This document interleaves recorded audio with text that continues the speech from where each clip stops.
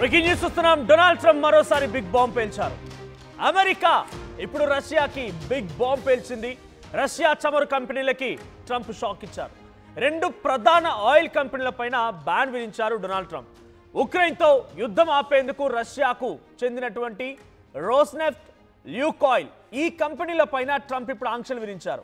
మొదటి నుంచి Donald Trump యొక్క లక్ష్యం ఒకటే, రష్యా ఉక్రెయిన్ యుద్ధం ఆగాలంటే అటు ఉక్రెయిన్ని ఒక చిన్న దేశం, చాలా చిన్న దేశం, ఒక రకంగా చెప్పాలంటే తెలంగాణ రాష్ట్రం రెండు తెలుగు రాష్ట్రాల కంటే చాలా చిన్న దేశం, అంతటి చిన్న దేశాన్ని కంట్రోల్ చేస్తాను, నేను వారిని ఒప్పిస్తానని చెప్పి రష్యాకి హామీ ఇచ్చాడు. కానీ ఉక్రెయిన్ ఏమాత్రం డొనాల్డ్ ట్రంప్ మాట వేయడం లేదు. మీకు గుర్తే ఉంటే కనుక గతంలో పుతిన్ అండ్ డొనాల్డ్ ట్రంప్ ఇద్దరు భేటీ అయ్యారు. వైట్ హౌస్ వేదికగా భేటీ జరిగింది. ఆ భేటీలో కూడా ఆయన రష్యాను ఒప్పించాడు. నేను ఉక్రెయిన్తో మాట్లాడతాను, ముగ్గురం కలిసి మళ్ళీ భేటీ అవుదామని చెప్పి మాట్లాడుకొచ్చారు. ఆ తర్వాత రష్యా అధ్యక్షుడు పుతిన్ కూడా yes we are ready to make a cease fire, మేము కాల్పుల విరమణకి సిద్ధంగా ఉన్నాం, యుద్ధాన్ని ఆపేద్దామని చెప్పి కూడా పుతిన్ మాట్లాడుకొచ్చాడు. ఆ తర్వాత అమెరికా అధ్యక్షుడు యుక్రెయిన్ అధ్యక్షుడు జెలెన్స్కీని పిలిచి మాట్లాడదాం రమ్మనంటే ఒక్కడి కాదు, ఆయనతో పాటుగా 4 దేశాలు, బ్రిటన్ ప్రధాని కీర్ స్టార్మర్ని, అటు ఫ్రాన్స్, జర్మనీ వీళ్ళ ప్రతినిధులని, వాళ్ళ ఆయా దేశాలకు సంబంధించి నాటో ప్రతినిధులని పట్టుకొని అమెరికా అధ్యక్షుడి దగ్గరికి వెళ్ళి కలిసి, నువ్వు చెప్తా నేను ఎందుకింట, అసలు నువ్వు నాకు చెప్పడానికి, నేను అడిగింది నా కండిషన్స్ ఇవి, నా భూభాగంలోకి ఎంట్రీ ఇవ్వకూడదు, నాపై యుద్ధం చేయకూడదు, నాపై లిమిటేషన్స్ పెట్టకూడదు, నాటో దేశాల్లో నేను కలిసిపోయినా కూడా నా గురించి అభ్యంతరం చెప్పకూడదు, ఈ అన్ని కండిషన్స్ రష్యాను ఒప్పించు, నేను యుద్ధాన్ని ఆపుకుంటాను. ఇది ఉక్రెయిన్ అధ్యక్షుడు మాట్లాడిన మాట. అయినా సరే డొనాల్డ్ ట్రంప్ ఏమనుకున్నాడంటే, నేను చెప్పిందల్లా ఉక్రెయిన్ వింటుంది అని, చెప్పిందల్లా పాటిస్తుంది అని చెప్పి ఒక అత్యుత్సాహం ప్రదర్శించారు రష్యా ముందు. కానీ ఉక్రెయిన్ మాట వినలేదు.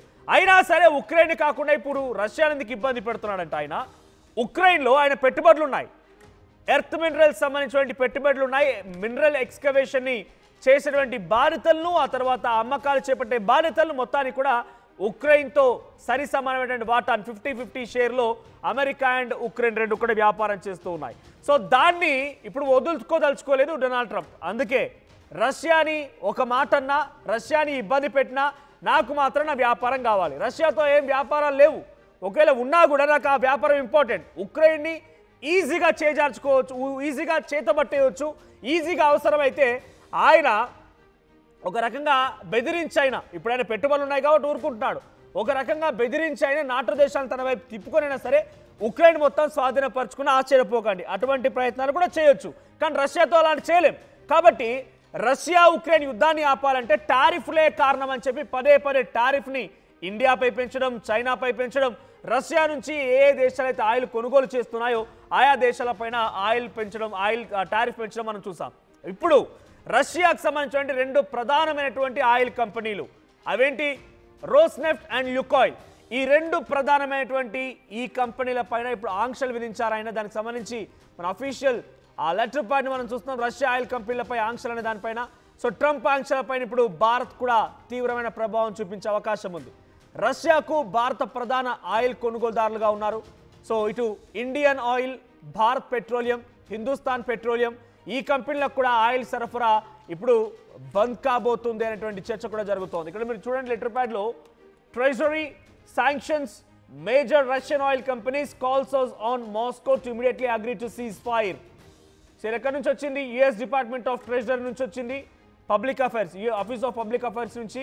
దానిలో ఏముందంటే, major Russian oil companies calls on Moscow to immediately agree to cease fire. So today the US Department of Treasury Office's Foreign Assets Control is imposing further sanctions as a result Russia's lack of serious commitment to a peace process to end the war in Ukraine.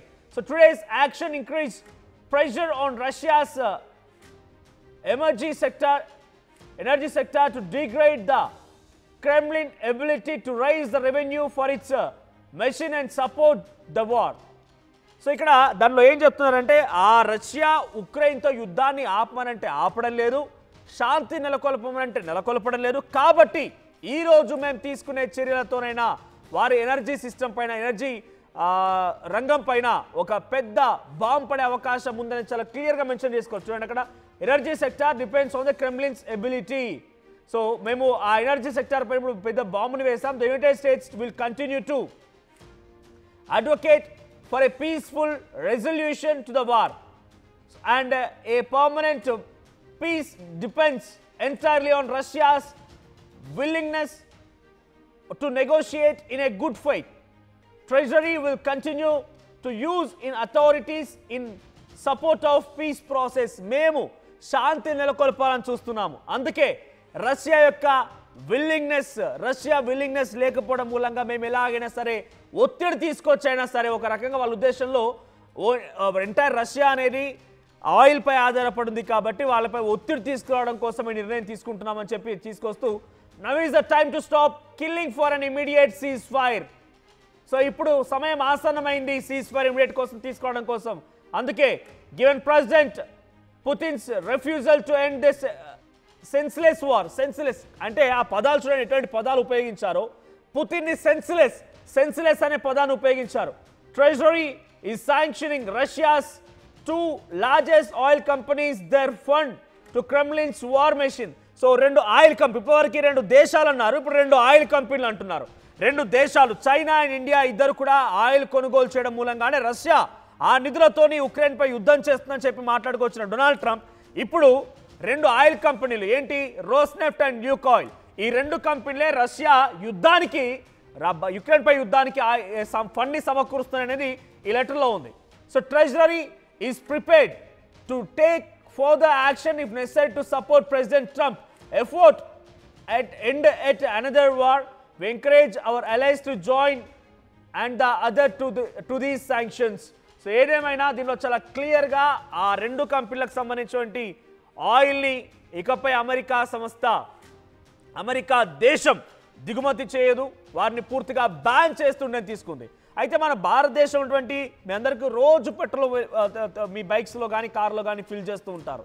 Hindustan, Indian oil and Bharat ఈ 3 petrol పంపుల్లోకి కూడా ఇప్పుడు కొంత తీవ్రమైనటువంటి ఇబ్బంది ఎదుర్కోక తప్పదట. మరి ఎటువంటి ప్రభావం ఉంటుంది, అసలు భారత్పై ఏ ప్రభావం పడుతుంది, మరి ఈ 3 ఆయిల్ కంపెనీలకి సప్లై చేసేది కూడా ఇదే ల్యూకాయిల్ అండ్ రెన్సాఫ్ట్.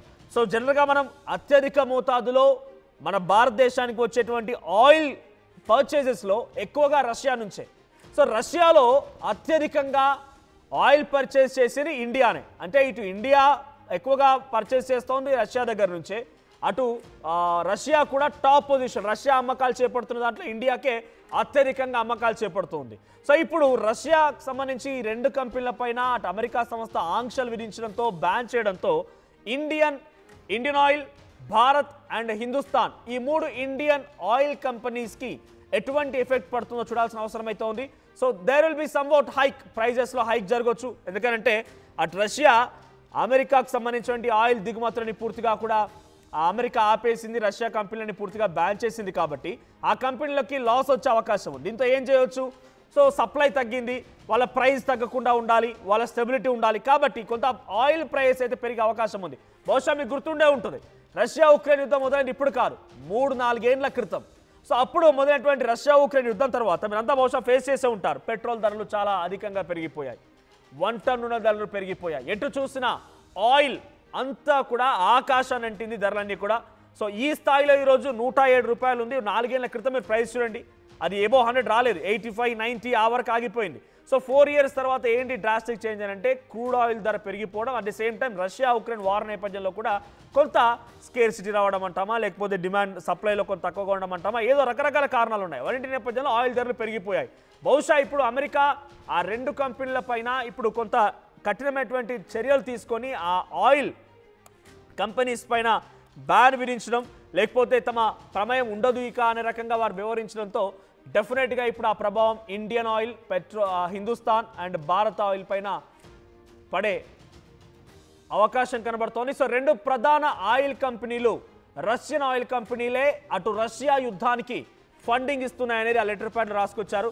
చాలా క్లియర్గా అమెరికా అధ్యక్షుడు డొనాల్డ్ ట్రంప్ యొక్క ఉద్దేశం ఒకటే. నేను ఇందాక చెప్పినట్టుగా ఉక్రెయిన్కి ఆయన సపోర్ట్ చేస్తున్నాడా అంటే ఇవన్నీ నేపథ్యాలు చూస్తుంటే సపోర్ట్ చేస్తున్నట్టుగానే ఉంది. బికాస్ ఉక్రెయిన్లో ఆయనకి మినరల్ ఎక్స్కవేషన్ బిజినెస్లు ఉన్నాయి, మినరల్ని ఎక్స్కవేషన్ చేయాలి, ఆ తర్వాత వచ్చిన దాంట్లో 50% వాటాల కింద తీసే బాధ్యతలు, అమ్మకం చేపట్టే బాధ్యతలు అమెరికావి. దాంట్లో తీసేటువంటి భూమి ఉక్రెయిన్ది కాబట్టి వాళ్ళకి 50% వాటా. సో ఈ వాటాలకు సంబంధించిన నేపథ్యంలో ఇప్పుడు అమెరికాకి అక్కడ బిజినెస్ అవసరం కాబట్టి ఉక్రెయిన్ మా మాట వింటున్న రకంగా ఒక దురహంకారానికి వెళ్ళినా మాట వినడం లేదు కాబట్టి ఉక్రెయిన్పై ఒత్తిడి తీసుకురాకుండా ఇప్పుడు రష్యాపై ఒత్తిడి తీసుకొచ్చేటువంటి నేపథ్యంలో భారత్పై టారిఫ్ పెంచడం, చైనాపై టారిఫ్ పెంచడం, భారత్ చైనాలపై టారిఫ్ పెంచినా కూడా ఒక చాలా తేలిగ్గా తల్లో వెంట్రుకలాగా కూరలో కరివేపాకులాగా తీసి పడేయడంతో డొనాల్డ్ ట్రంప్కి నచ్చడం లేదు, వాళ్ళు భయపడడం లేదు కదా అని చెప్పి ఇప్పుడు ఏకంగా ఈ ఇండియా చైనాల పైన వేటు వేయడం, వారిపై ఒత్తిడి తీసుకోవడం మానేసి డైరెక్ట్గా రష్యాపై ఒత్తిడి తీసుకోవాలని చెప్పి రష్యా పైన ఒత్తిడి తీసుకొచ్చే ప్రయత్నం ఇప్పుడు డొనాల్డ్ ట్రంప్ చేస్తున్నారు. అందులో భాగంగానే ల్యూకాయిల్, రోస్నెఫ్ట్ ఈ 2 కంపెనీలకు సంబంధించినటువంటి దానిపైన ట్రంప్ ఆంక్షలు విధించారు. ఉక్రెయిన్తో యుద్ధం ఆపడం కోసమే ఈ రకమైన నిర్ణయం తీసుకున్నట్టుగా చెప్పుకొచ్చారు. 2 ప్రధాన ఆయిల్ కంపెనీలపై బ్యాన్ విధించారు. సో కొంత దీని ప్రభావం భారత్పై ఎలా ఉండే అవకాశం ఉందంటే కొంత ఆయిల్ ధరల్లో హెచ్చు తగ్గులు ఉండే అవకాశం ఉంది, తగ్గే అవకాశం లేదు, ఎక్కువగా పెరగొచ్చు. సో చూద్దాం మరి ఏం జరుగుద్దో. సో డొనాల్డ్ ట్రంప్ యొక్క చర్య ప్రతిసారి కూడా ప్రపంచ దేశాల్లో ఇబ్బందులకు గురి చేసే విధంగానే ఉన్నాయి. సో ఆయన ఎవరికో సహాయం చేయాలనుకుంటే ఎదుటివాడిని నేను ఎవరి వైపుతే ఉంటానో వాళ్ళ వైపే న్యాయం ఉందనేది పొరపాటు. డొనాల్డ్ ట్రంప్ చేస్తుంది ఇప్పుడు అదే. నేను ఉక్రెయిన్ వైపుగా ఉన్నాను కాబట్టి ఉక్రెయిన్ వైపుగా న్యాయం ఉంది, రష్యాని చేస్తాం తప్పు అని చెప్పి ఆయన చెప్పాలనుకుంటున్నారు. సో యుక్రెయిన్ వైపుగా న్యాయంగా నిలబడాలని చెప్పి రష్యాకు సపోర్ట్ చేసే కంపెనీలు దేశాలు కానివ్వండి, లేదా రష్యాకి దగ్గరగా ఉన్న దేశాలపై ఒత్తిడి తీసుకురావడాలు, వాళ్ళపై టారిఫ్ పెంచడాలు, వాళ్ళని ఇబ్బందులకు గురి చేయడాలు, ఈ రకంగా ఒక దుస్సాహసంతో దురహంకారంతో ప్రతిసారి కూడా ఒక అంతర్యుద్ధాన్ని దేశ విదేశాల్లో ఒక అలజడిని సృష్టించాలని ఒక ఆలోచన తప్ప ఆయన ఏమాత్రం కూడా శాంతి దూత, శాంతి కోసం ప్రయత్నం చేస్తున్నటువంటి మాటల వరకే పరిమితం అవుతున్నాయి కానీ చేతల్లో ఏమాత్రం కనిపించడం లేదు. సో మీ అభిప్రాయం ఏంటి? ఇప్పుడు డెఫినెట్గా కొంత పెట్రోల్ డీజిల్ ప్రైస్లో డిఫరెన్సెస్ ఉండే అవకాశం ఉంది, హైక్ కావచ్చు. సో మీ అభిప్రాయం ఏంటి? డొనాల్డ్ ట్రంప్ యొక్క నిర్ణయం కరెక్టే అంటారా? సో డొనాల్డ్ ట్రంప్ యొక్క ప్రభావం అమెరికా దేశస్తులతో పాటుగా భారత్పై కూడా పనబడుతోంది. సో మీ అభిప్రాయం ఏంటి? ఎవరైనా తెలుగువారు కనుక అమెరికాలో ఉండుంటే డొనాల్డ్ ట్రంప్ పైన లోపల అక్కడ దేశస్తులు ఏం మాట్లాడుకుంటున్నారు కామెంట్ చేయండి.